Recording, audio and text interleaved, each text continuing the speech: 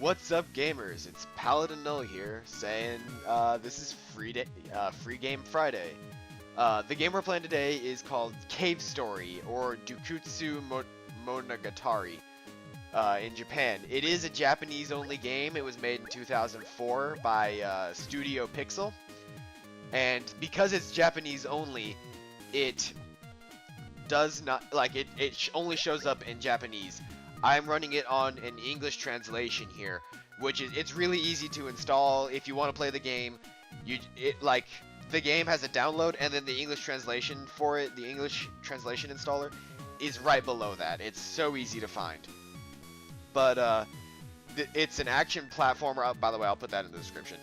It's an action platformer that it's a lot like Metroid. You'll see here in a minute. But this game it's on the DS market, the 3DS market, I know for sure. I think it's on the DSi also.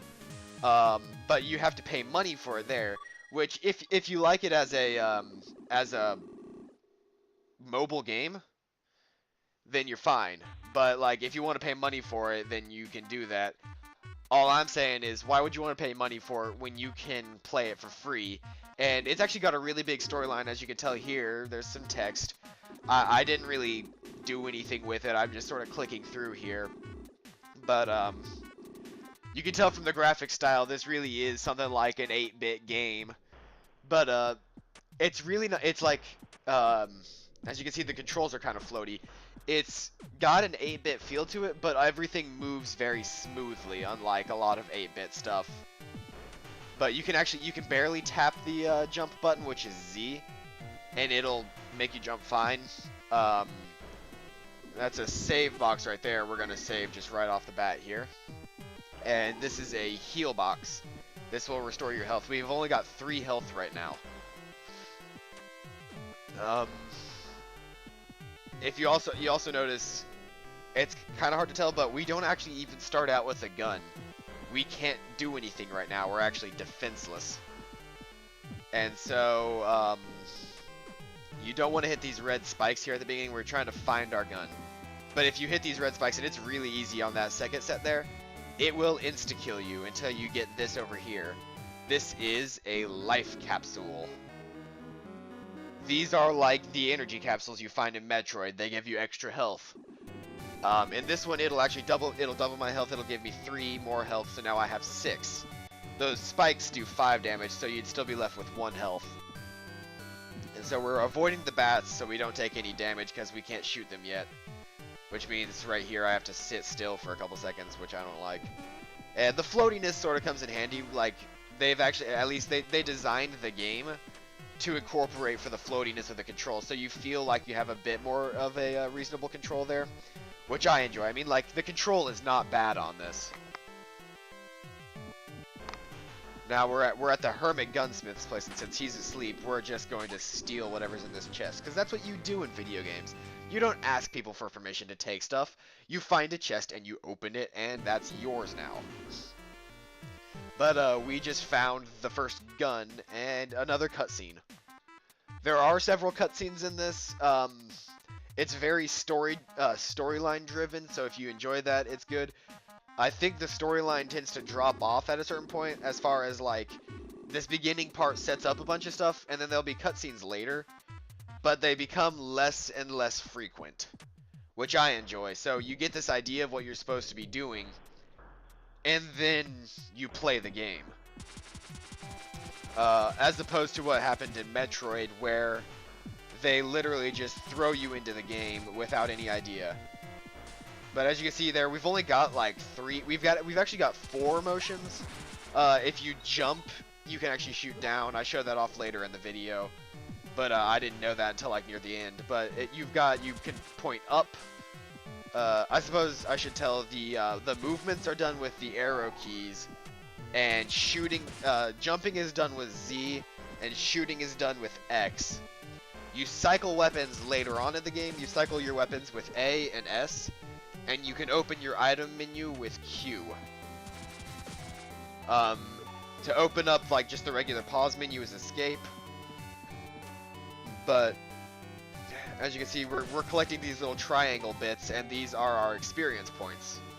Now these experience points go towards your gun, not your character. It's weird, like, the way you level your character up is essentially finding the life capsules. Because that's all your character ever gets is just more health. But it's interesting, and you'll see here in a second what happens when enemies hit you. Because I end up getting hit by this guy right here. You actually lose some of your experience. So the game is very based on taking no damage, being able to avoid that if you want to keep your weapons at full strength. And this door right here got me the first time. It's actually got an eyeball on it and it stops you. But I want to show leveling up the gun. So we're going to refresh the enemies by coming in here, saving, and then we're going to head back out. But the music in this game is, I just love it. It's so well done because it makes you feel like the area you're in. Like we're in a dank old dusty old cave here, and that's what the music makes me feel like. It's very good. It's very good 8-bit music. And I just need to kill one more guy, and I should be able to get my level 2 gun.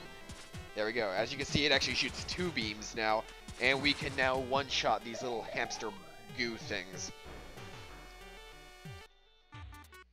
And more cutscenes. So much dialogue.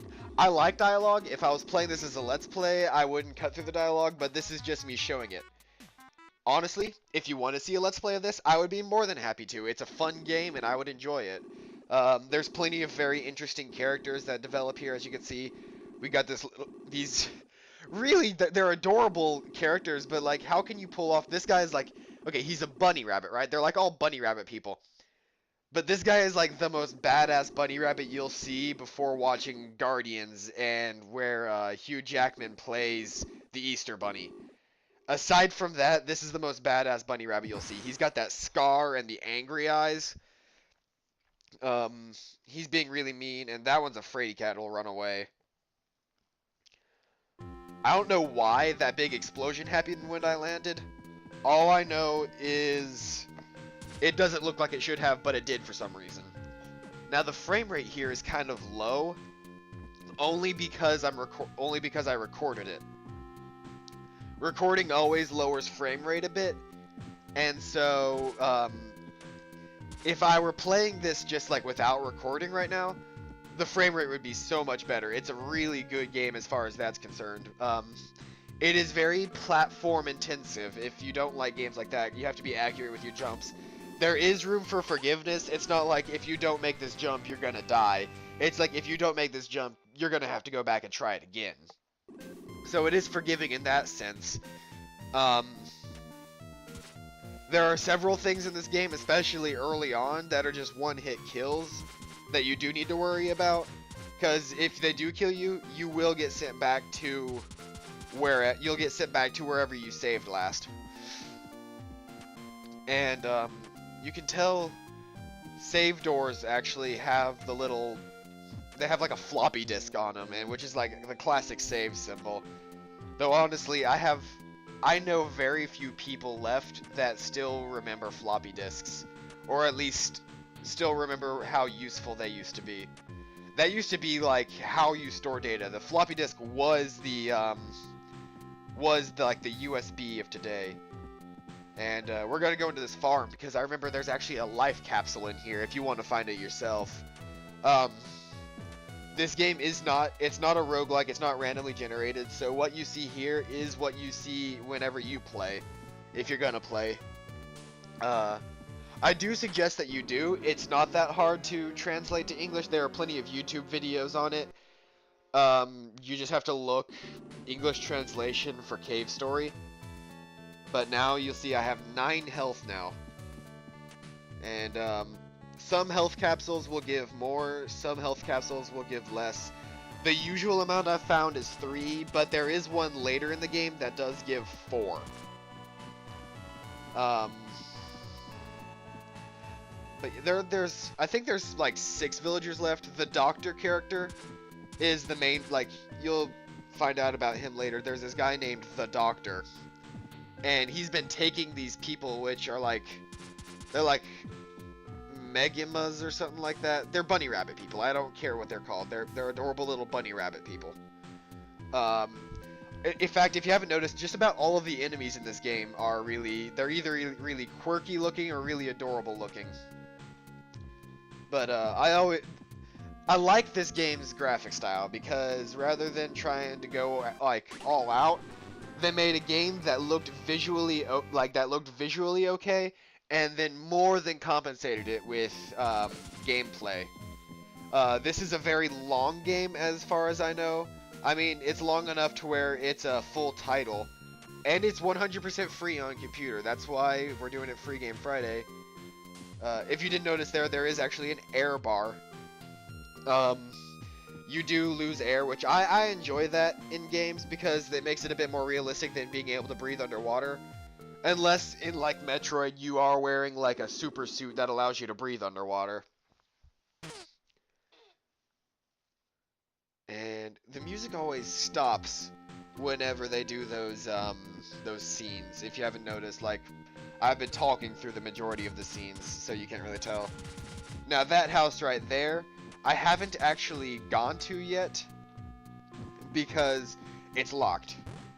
That's Adam's house, and we will go there.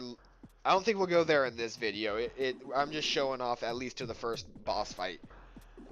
This abandoned shack, we jump over this guy. He tries to attack us, and we shoot him.